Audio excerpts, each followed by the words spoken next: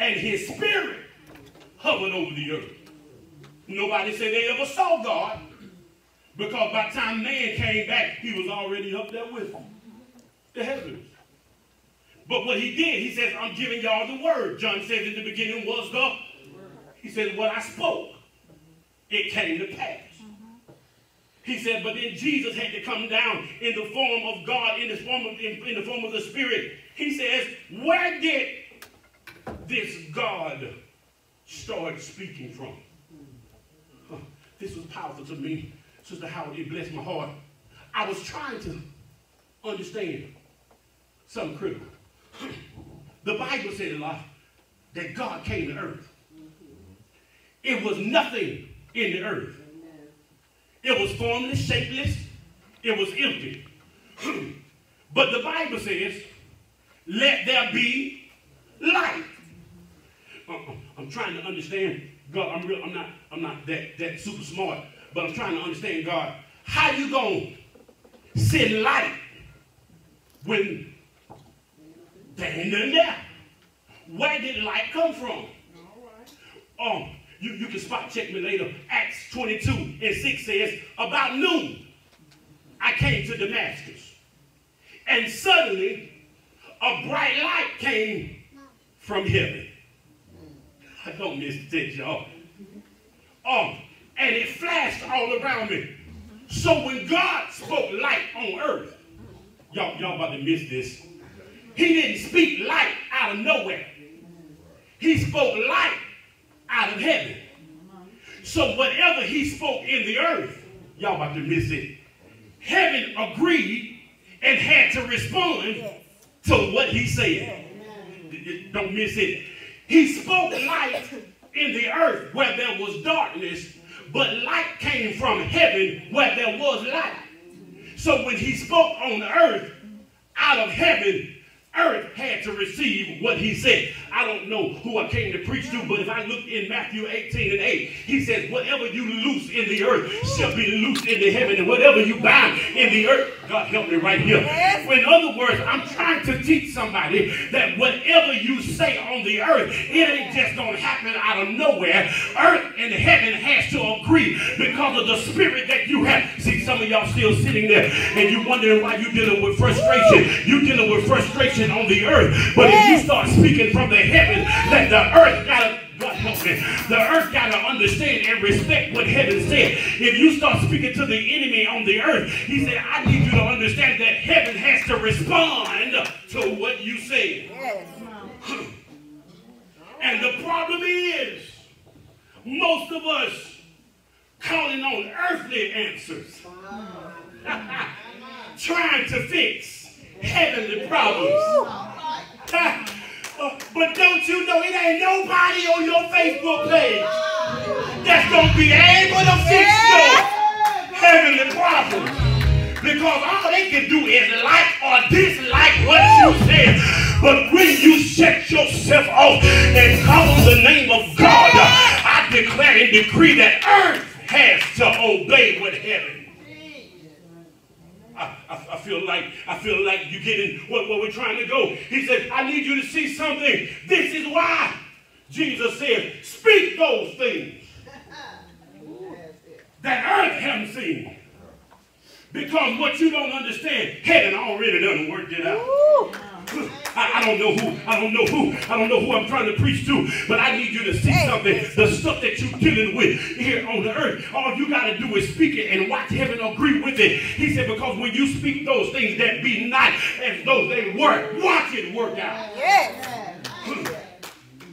He says, you have to understand that Jesus is not looking at your earthly situation like you see it. Y'all don't hear me. He said, I'm looking at your earthly situation on how heaven answered it. Y'all don't even know why we take communion, do you? He said, by my stripes, I'm already. Wait a minute. I thought you took them stripes over 2,000 years ago. He said, I did. You just ain't caught up with heaven yet. He said, the moment that you understand what you're going through now, it's already been answered, then that's when you can speak those things there. So I know you got a cough now, but you already healed. I know you got a habit now, but you already healed.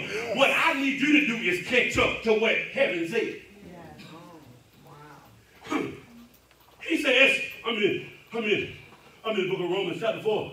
Oh, you can write it down. Chapter 4, verse number 17. He says, here it is. For it is written. Sounds like something is in the word. It is written. Speak those things that be not as though they were. He said, because if God, the spirit man, have already agreed with it. He says, the word man have already agreed with it. Then the spirit that God has dwelled inside of you, he said, they got to respond to what heaven said. I'm trying to get you to see something. I'm trying to get you to believe past what you say. I know I'm dealing with hell in my house, but when I get home, it's going to work out. I know I'm dealing with hell inside of me, but when I get to where God wants me to be, that's why he said, cast all your burdens upon the Lord. Why? Because I care for you. He says, don't speak to the thing that you see. He says, speak to the deliverance that you have. It's one thing that I love, I love little things. Call those, notice that he didn't say thing. I love little things, like an S. Yes. He said, speak those things that be not. In other words, he's now trying to tell me, boy, there's more than one problem in your life that you need to be speaking to.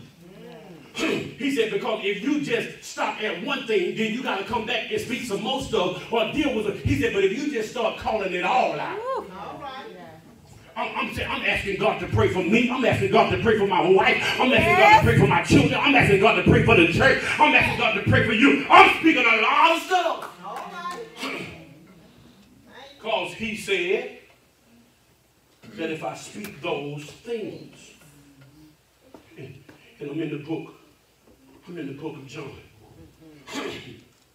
And John is trying to teach the people of God about Jesus.